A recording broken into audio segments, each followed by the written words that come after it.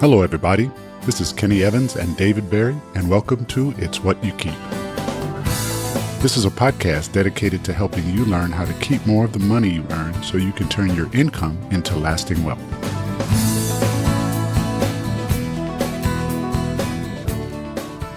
Hey, Ken. Hey, Dave. Hey, so guys, in this episode, we're going to be talking about payday loans and title loans. Do we have to? No, it'd be good for us to hear it. All right. So I'm these are in.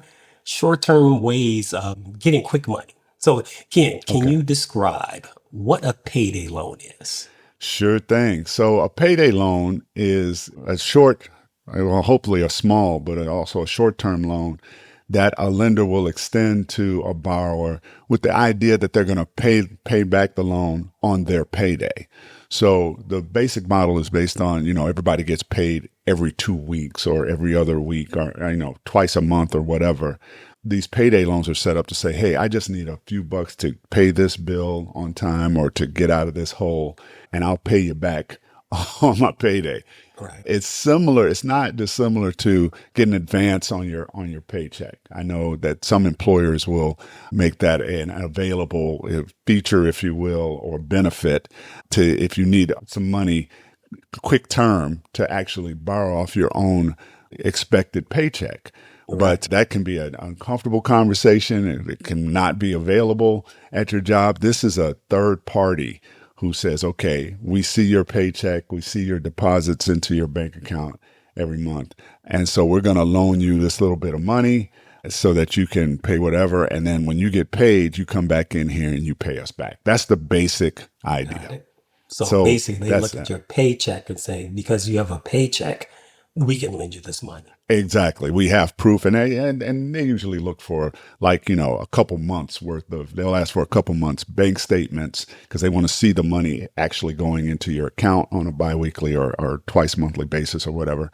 And they'll ask to see a copy of your last 3 paychecks. They want to know that this is a job that you have, like current. So they want your current pay stub, and they want to know that you've had it for more than 2 weeks, right? So they want to see proof that you've been getting paid on a regular basis and that this money is going into an account, a checking account or whatever. So they that's their backup, basically, and they're going to do a credit check too, just to make sure you're all legit. But the whole idea is we have seen your paycheck. We have seen the money go into an account. We know that for the most part, this is how you get paid. So we're going to loan you this money, and then you can come back and pay us on your payday. And they actually set it up for your payday, your payment to be on payday. Now, just before we get into all the details, understand that they actually write out a full-fledged truth in lending statement, which every loan does, regardless of where you get it. And they will put down the dates that you can come back in and pay, because you don't have to pay it all off on the first time you go in. That's the idea. But you don't have to. So they will show you payment schedules, and it's every 2 weeks, however often you get paid. They want a minimum amount of money coming in. And we'll get into that in a second. But that's a basic description of a payday loan. So there's also these title loans. What the heck is that? Right. So the title loan is very similar. It's short-term advancement, but the collateral for the loan is your car. So basically, the lender will take a look at the value of your car, and they will lend you up to a certain percentage of that value. Okay. And so if you have a car that's worth $10,000, they can loan you up to 25% of the value of that car. And so the car is the collateral. So it's usually a 15 to 30-day loan, and you pay it off in 15 days or 30 days, depending on the contract. Mm-hmm. And you pay interest, and that interest is compounded monthly at the end of that term. There's a fee for opening the loan, usually $125 or $130. And there is a fee for the title. So there's super high fees for this short-term loan. So at the end of the 15 days or the 30 days, and depending on the amount that you've taken out, you are expected to pay the full amount off at the end of that term. Interesting. If Okay. you don't, you can roll it over, and there are other things that you can do, which I'll get into later. Okay. But just so I'm clear, they charge an upfront fee for the loan That's and correct. and a fee for the title. So they charge you essentially fees up front before you even get the money in your hands. Is There that are, what? and the fees are really high. Oh They're really, man. so for well, I've got an example, but Yeah, let you yeah. go for yours first. All right. Well, okay. So, yeah, these sound like fun loans, and I don't mean that seriously. Obviously, these sound painful. It's really a tough thing to do. Yeah. If you find yourself in a position, it's really a bad deal. Okay. Well, let's talk about what I know about these payday loans. You're talking about, and probably your loan too. I don't know that those fees up front, that's a mess. But with these payday loans, the interest rates are really where these companies make their money, and they can be extremely high. And by extremely high, I mean somewhere in the neighborhood of 10 times as much as you pay on your worst credit card. So, for example, a lot of credit cards have, 24, 29% APR, which stands for annual percentage rate. This is how much you would pay roughly a percentage of the principal amount that you borrow if over a year, if you kept the loan out over a year. Right. So typical credit card could be 29%. The APRs on these payday loans can be 300% to 400% or higher. Wow. Yep. 300 to 400%. So the reason that doesn't really slap a lot of people is because these loans are short term. So that's a 400% or 300% or 400% annual percentage rate. So if you annualized how much you're paying in interest for this short term loan, it would come out to 300 or 400%. But even in a short term loan, this is a lot of money. I'll give you an example. So let's say you take out $1,000 at 12% APR. That's basically a percent per month over the course of a year. So you're Sure. saying 1% per month on $1,000. That means that loan is costing you $10 per month in interest. $10 on $1,000 per month. That same loan at $1,000 at 300% APR comes out to 25% per month. So now you're talking $250 on that same $1,000. So that's $1,000, $10 a month at 12%, or $250 at 300%. So that's even in a short term case, you're paying 25 times as much in terms of interest. This is interest. This is pure profit for the company. So even if the loan is for like 2 weeks, in the first example, the $1,000, you're paying $5 to borrow that $1,000 at 12%. In a payday loan at 300%, you're paying $125 for that Oh, $1,000. wow.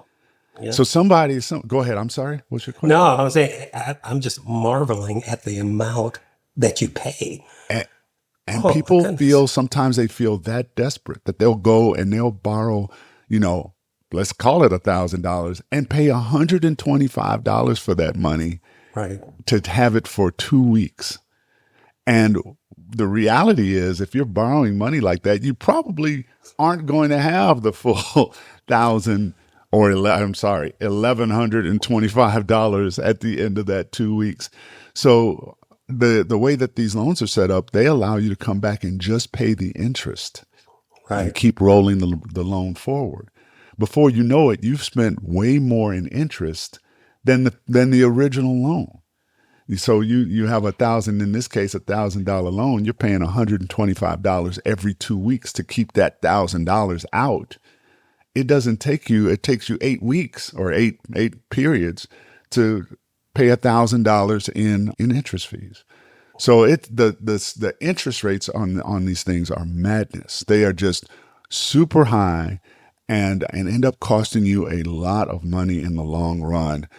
And for a short-term loan, and just the way people, handle money, the chances are you're not going to pay it off when the first payday comes up. They're Right. I tough to mean, get out of. so this can get into a cycle where the interest that you pay is more than the principal that you borrowed. Absolutely. Uh-huh. Easy. It's easy. And that's the 300% example. A lot of these loans are at 400% or even higher, Oh, even man. higher. So, I mean, you mentioned getting into a cycle.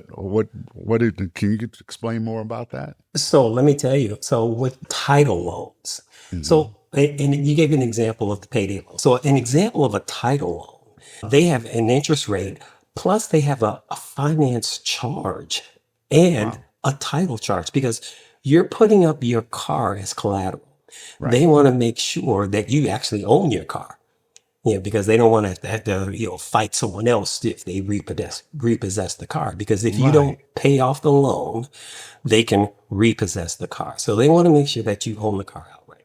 So an example of a title loan, let's say you borrow $500, and let's say even on the low end, because the interest rates can be up to 25% Okay. compounded monthly.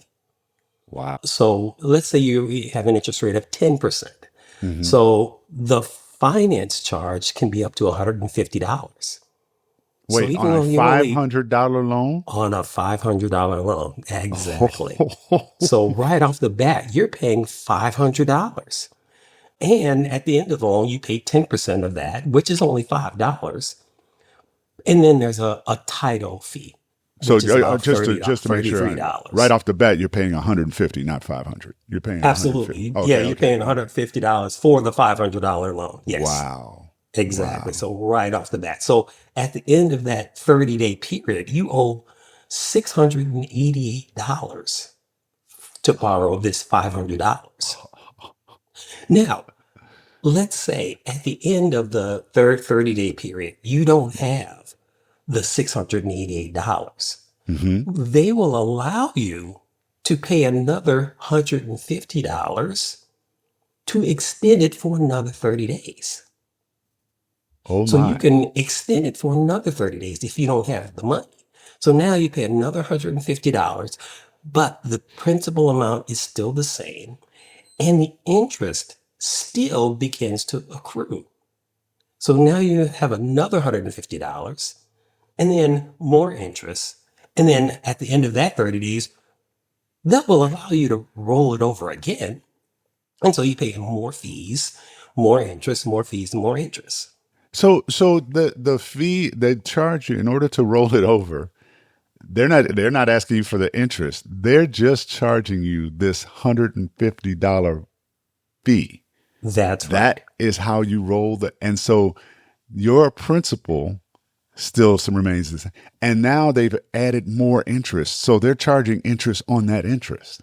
Absolutely. So it just snowballs, to a place where you find it very difficult to keep up. I mean, there's the Consumer Financial Protection Bureau. Sure. They have a report, and when they look at these title loans, they see that borrowers take out an average of 7 times the extension. They extend it up to 7 times. Oh, that is I insane. mean, so each time at $150, you've pounded 150, 150, 150. You've done that 7 times before you can actually kind of repay that debt. And so on a $150 loan, after 3 times, you've paid off the $500. I'm sorry. Right. You've paid it off, but now you've added more interest and then fees on top of that. That is So crazy. it just snowballs to a place where it's very difficult to keep up because many times the condition that gets us into these positions to begin with are still there. Right. Right. And so it just becomes a difficult situation. So, people extend the terms, out to 7 or more times. But if you cannot pay, well, they will repossess your vehicle. And Well, up to 20%, according to the right. study, 20% of the borrowers have had their cars repossessed.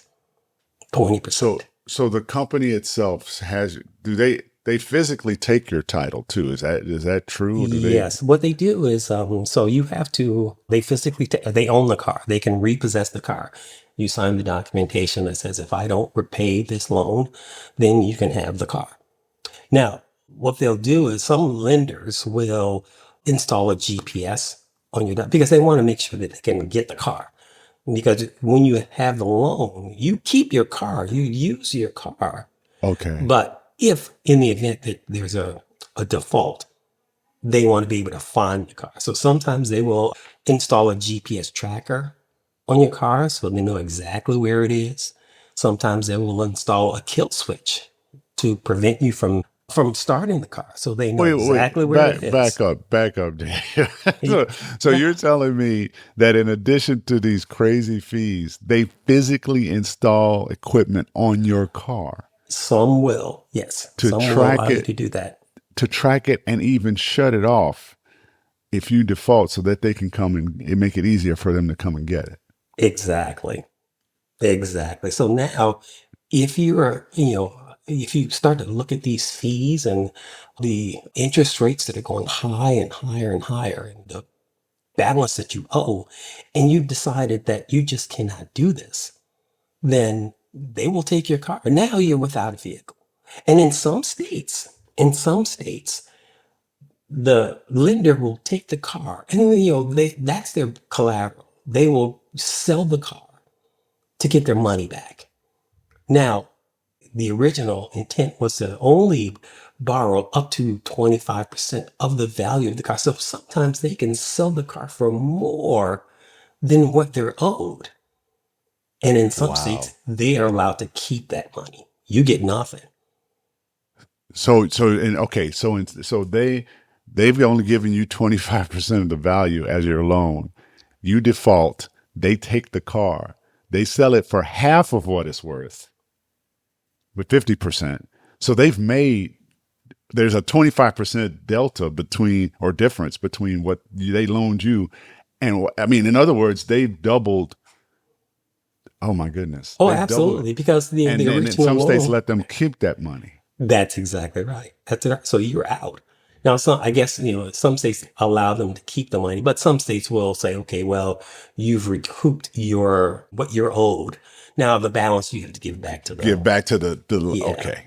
yeah, Wow. the person that has the car. You're right. So And you're still out of luck because you're without a car, and you only got, exactly. in that 50% case, you only got a quarter of what their car was worth, No, your that's used car. exactly right. And now you've got to go find another car. Oh Right. my goodness. And then now you lose your car. And then depending upon where you live, that's a big deal.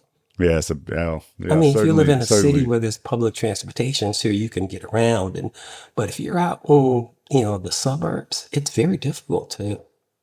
And so now you That have is, that's more amazing. stress. That is amazing. So, Yep.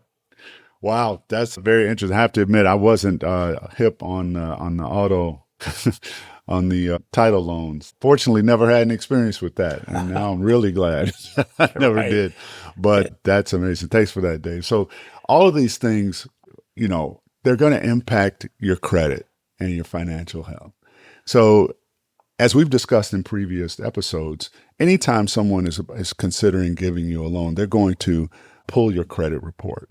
And the more often your credit report is pulled, the more it hurts your score. So there's definitely what we call a hard credit inquiry onto your report, because they want to, again, want to cover their bases as much as they can.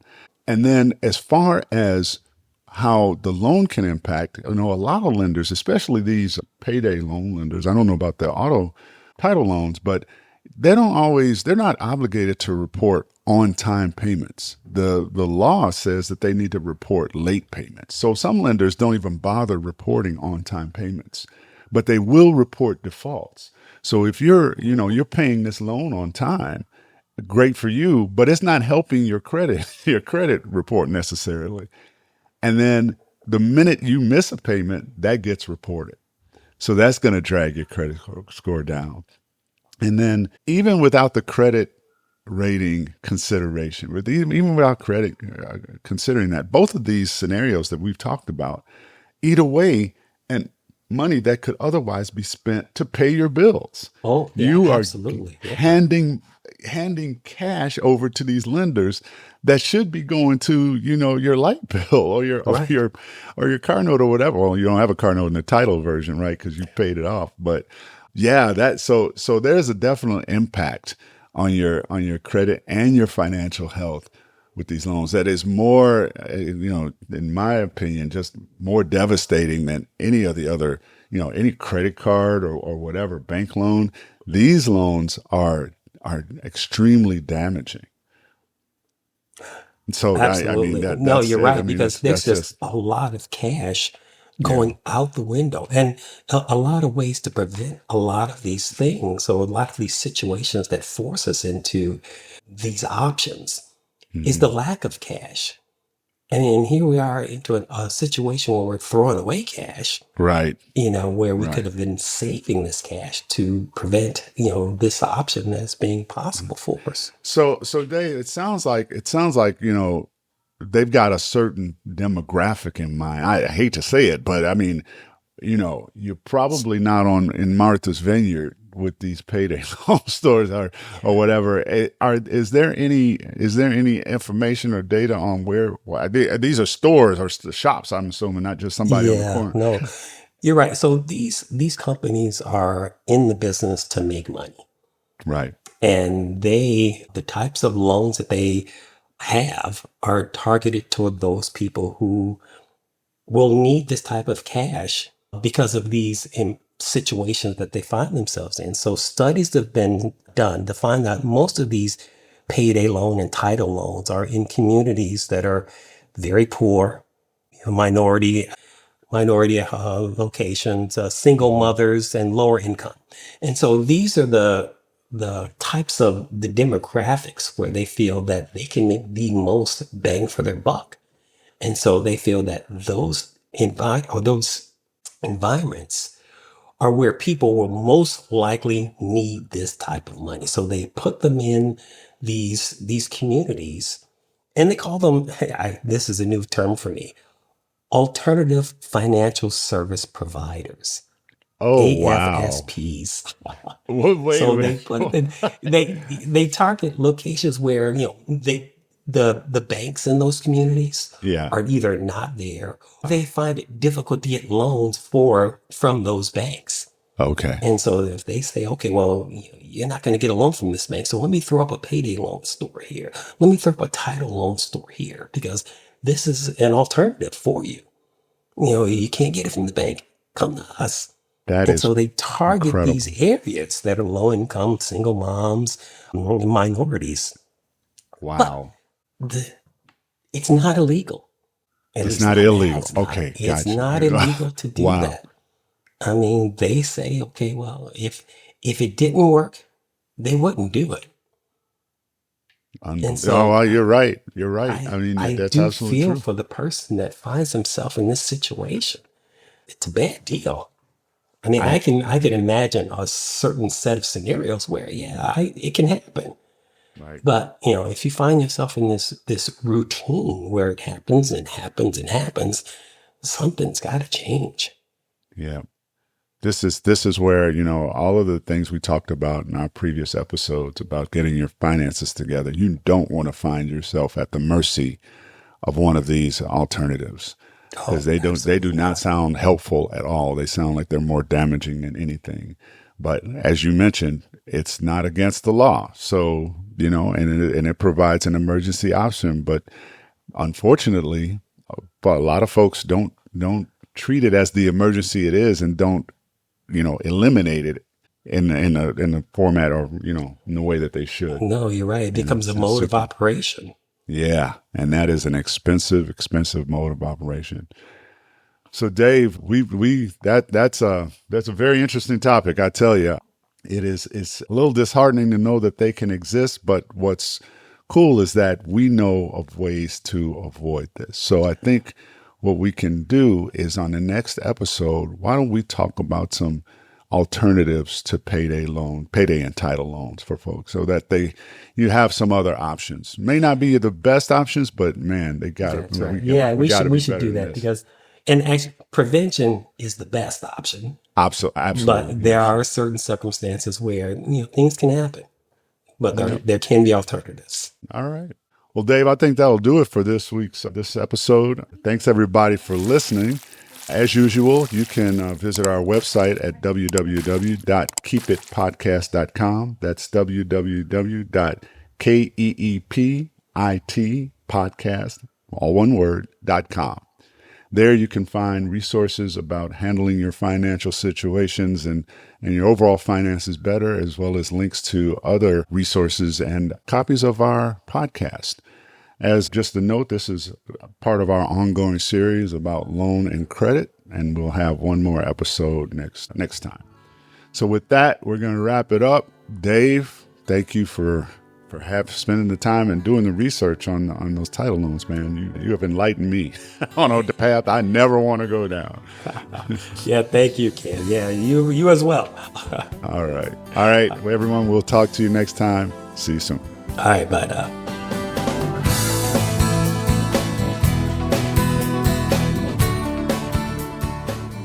Hey, everyone. Thanks for listening. Please be sure to visit our website at www.keepitpodcast.com. That's www.keepitpodcast, all one word, .com. There you'll find links to websites and blogs related to building wealth and other useful information. You can also leave comments about our show and listen to or download all our shows after they air.